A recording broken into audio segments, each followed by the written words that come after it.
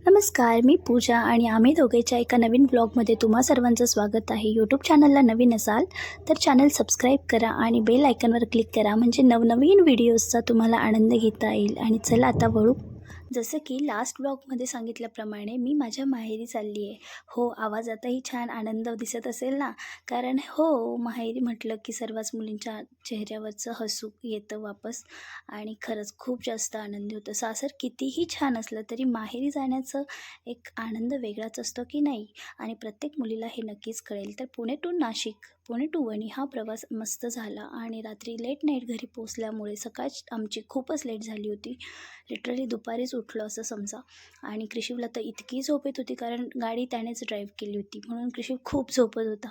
मस्त दुपारी छान आईच्या हाताचं जेवण जेवले. मटकीची भाजी, पोळी आणि खूप काही होतं. उपवासाचंही आईने खूप छान तळलं होतं तळण. आणि इव्हिनिंगला कृषी इकडे इतका खेळत होता आजोबांसोबत, तर काय सांगायचं. इकडे आल्यानंतर, माहेरी आल्यानंतर त्याची पूर्ण रिस्पॉन्सिबिलिटी आजी आजोबा मामा मामी असं सर्व घेतात. मग मी मात्र मोकळे होते.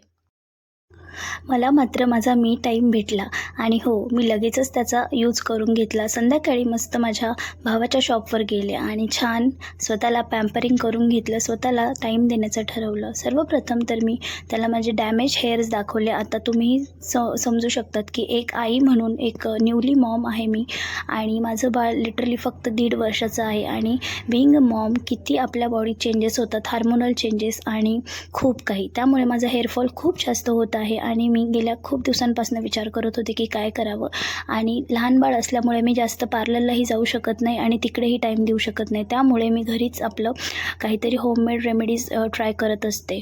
बट ह्यावेळी मी ठरवलं, मस्त भावाकडे गेले आणि त्याच्या शॉपवर जाऊन छान सेल्फ पॅम्परिंग करून घेतलं. छान हेअर सेशन घेतलं आणि त्याच्यासोबत काही गोष्टी डिस्कस केल्या हेअर्सबद्दल, हेअर्सच्या हेल्दी हेअर्सबद्दल. आणि त्यानंतर मला कळालं की शॉर्ट हेअर असले तर ते थोडेसे हेल्दी आणि छानही वाटतात. तर मग मी माझा हेअरकट करण्याचं ठरवलं फायनली. बट त्यानंतर मग मी हेअर स्पाही करून घेतला आणि खरंच इतकं, फर्स्ट ऑफ ऑल तर मस्त हेअर वॉश केला. त्यानंतर सर्व प्रकारचं हेअर स्पाचं ॲप्लिकेशन अप्लाय केलं ऑल ओव्हर हेअर्सला आणि त्यानंतर मस्त मॉलिश करून घेतली त्याच्याकडनं. कारण मी एक आई आहे आणि मला खरंच वेळ मिळत नाही, तर मी इतकी रिलॅक्स फील करत होते तो जेव्हा हेड मसाज करत होता. तिकडे तुम्ही बघू शकतात.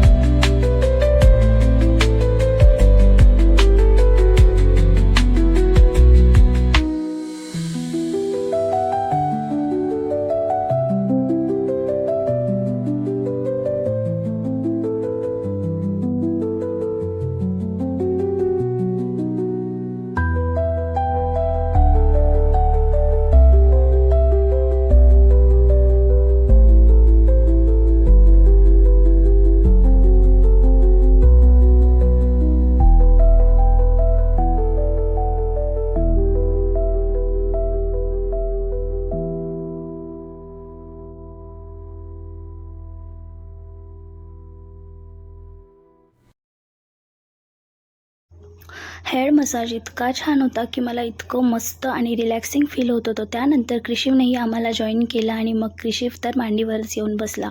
क्रिशिव मस्त बघत होता आणि तोही छान एन्जॉय करत होता की मम्मा आज काहीतरी न्यू करत आहे.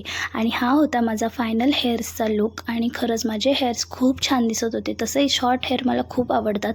हा असा हेअरकट मी जेव्हा प्रेग्नेंट होते तेव्हाही मी केला होता आणि खरंच मला खूप छान वाटलं. त्यानंतर आम्ही गेलो वणीची फेमस पाणीपुरी खाण्यासाठी आणि हो, लहानपणापासून आम्ही इकडेच पाणीपुरी खायला जातो. तर आज मी क्रिशिवलाही सोबत घेऊन गेली होती आणि छान त्यानेही तिकडे पुरी एन्जॉय केली. त्यानेही मस्त पुरी खाल्ली.